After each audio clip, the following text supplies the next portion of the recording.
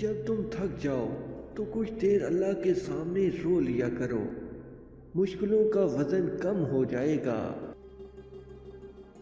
ان لوگوں کے لیے کامیاب بنو جو تمہیں ناکام دیکھنا چاہتے ہیں۔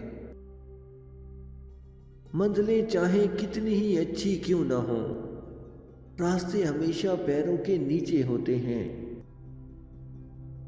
تکلیف اور پریشانی کا مطلب یہ نہیں کہ اللہ آپ سے ناراض ہے۔ جب اللہ کسی سے محبت کرتا ہے تو اسے آزمائش میں ڈالتا ہے تاکہ اس کی عاجزی سن سکے۔ ہر انسان اپنی زبان کے پیچھے چھپا ہوا ہے، اگر اسے سمجھنا ہے تو اسے بولنے دو۔ دعاؤں کا رنگ نہیں ہوتا، مگر جب یہ رنگ لاتی ہیں تو زندگی میں رنگ بھر جاتے ہیں۔ جھوٹ کا بھی ایک ذائقہ ہوتا ہے، خود بولو تو میٹھا لگتا ہے اور کوئی دوسرا بولے تو کڑوا۔